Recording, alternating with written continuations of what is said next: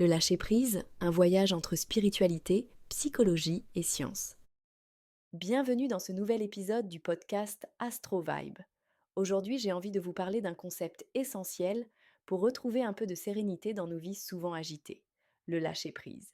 C'est un terme qu'on entend de plus en plus, mais qui recouvre de nombreuses facettes. Spiritualité, psychologie, philosophie, neurosciences. Dans cet épisode, je vous propose de plonger au cœur de ces différentes approches pour mieux comprendre ce qu'est le lâcher-prise et, surtout, comment l'appliquer concrètement au quotidien.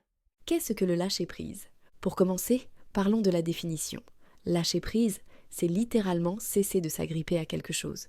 Mais dans le sens où on l'emploie aujourd'hui, cela veut dire s'autoriser à ne plus vouloir tout contrôler, surtout quand les circonstances dépassent nos capacités réelles d'action. On ne parle pas de renoncer à agir ou de rester passif. On parle plutôt d'un acte conscient, faire de son mieux sur ce qui dépend de nous, puis accepter ce qui échappe à notre contrôle. Souvent, on assimile le lâcher-prise à une sorte de sérénité face aux contraintes de la vie. À travers ce regard plus apaisé, on cesse de gaspiller notre énergie à lutter contre l'inévitable. Si on s'intéresse à son origine, on réalise que le lâcher-prise n'est pas vraiment nouveau. Dans le bouddhisme, on trouve la notion de non-attachement, ne pas s'accrocher aux désirs ou aux pensées pour mieux accueillir l'impermanence de toute chose. Le maître zen Thich Nhat Hanh en parlait comme d'une condition de liberté intérieure. Ne pas s'attacher aux émotions négatives ou aux biens matériels, c'est s'offrir l'espace pour être plus léger. Du côté du taoïsme, c'est le concept de Wu Wei qu'on rapproche du lâcher-prise. Souvent traduit par non-agir, il ne s'agit pas du tout de paresse, mais plutôt d'agir sans forcer les choses à tout prix, en restant harmonisé avec le cours naturel de la vie. Et si on regarde la méditation de pleine conscience, Jon Kabat-Zinn insiste sur le fait que lâcher prise, c'est être capable de reconnaître ses pensées et de les laisser passer, sans les juger ni les retenir. Dans ces traditions spirituelles, on cultive donc la confiance dans la vie au lieu de la méfiance, et une forme de détachement bienveillant. La vision psychologique.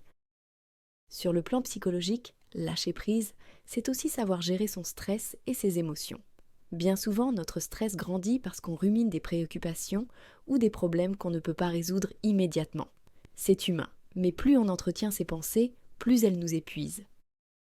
Les thérapies cognitives et comportementales proposent des exercices pour apprendre à débrancher la rumination, observer la pensée anxieuse, la nommer, puis choisir délibérément de l'abandonner.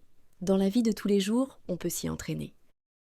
Par exemple, quand on se sent submergé par un scénario catastrophe, on peut se dire « Tiens, je suis encore en train de ressasser ce truc.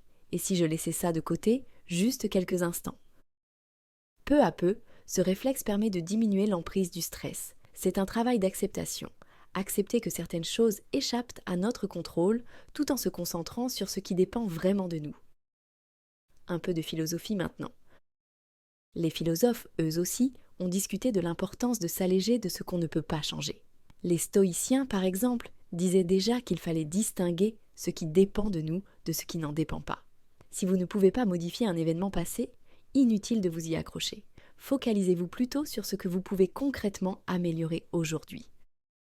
On retrouve aussi ce thème chez Albert Camus, qui invite à reconnaître l'absurde de certaines situations de la vie et à rester libre dans la manière d'y répondre.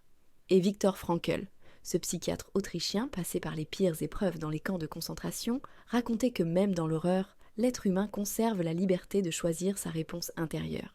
Quand on ne peut pas changer l'extérieur, on peut toujours décider de changer quelque chose en soi, dans sa manière de percevoir les événements. Un bel exemple de lâcher-prise transformé en force de résilience. L'éclairage des neurosciences. Aujourd'hui, les neurosciences confirment que notre cerveau peut changer lorsqu'on pratique le lâcher-prise, notamment via la méditation. Des études ont montré qu'après quelques semaines d'entraînement à la pleine conscience, l'amygdale, cette zone du cerveau liée à la peur et au stress, réagit moins vivement. On voit aussi le cortex préfrontal, responsable de la régulation des émotions, prendre davantage de place. En clair, s'entraîner à laisser aller nos pensées parasites, c'est un peu comme recabler notre cerveau pour qu'il devienne moins réactif et plus serein. C'est motivant de savoir qu'un travail régulier, même de quelques minutes par jour, peut avoir des effets visibles et mesurables sur notre bien-être. Des techniques concrètes? Alors concrètement, Comment s'y prendre pour lâcher prise? Voici quelques pistes à explorer, à ajuster selon vos préférences. La méditation. Pas besoin de passer des heures assis en tailleur. Même 5 ou 10 minutes de pleine conscience peuvent t'aider. L'idée, c'est de s'installer dans un endroit calme, de fermer les yeux et de se concentrer sur sa respiration. Quand une pensée surgit, on l'accueille, puis on revient à la respiration. Cet exercice renforce notre capacité à observer ce qui se passe en nous sans s'y accrocher. La cohérence cardiaque. Cette technique est très simple. On respire en inspirant 5 secondes, puis en expirant 5 secondes pendant 5 minutes, 3 fois par jour. Ça aide à calmer le système nerveux et à faire redescendre le stress. Idéal avant un moment important, ou simplement pour se recentrer dans la journée. Le journal du lâcher-prise.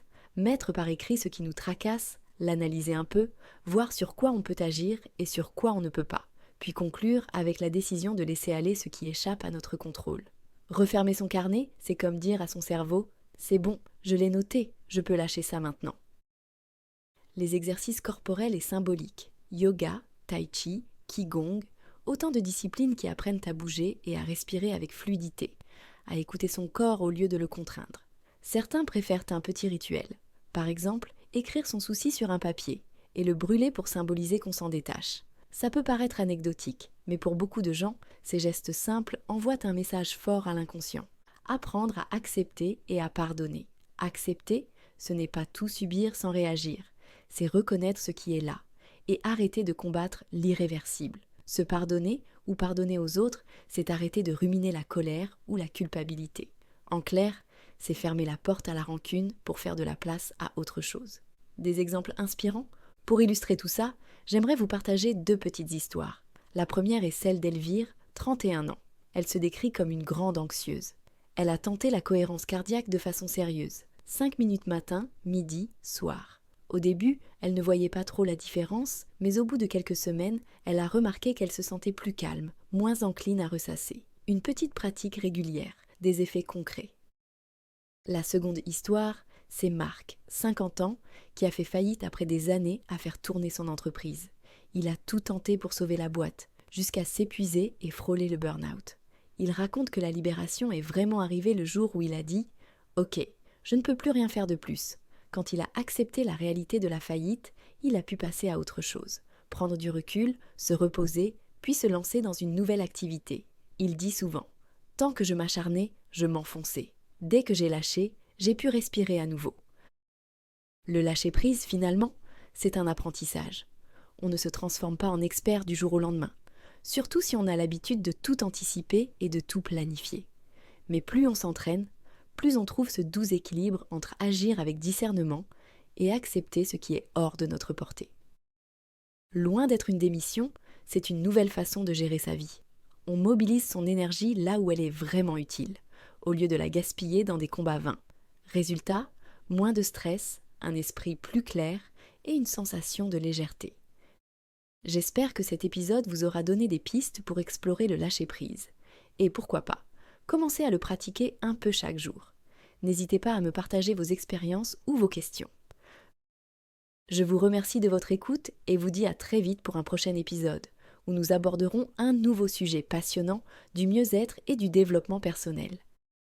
D'ici là, prenez soin de vous et lâchez prise là où ça vous fait du bien.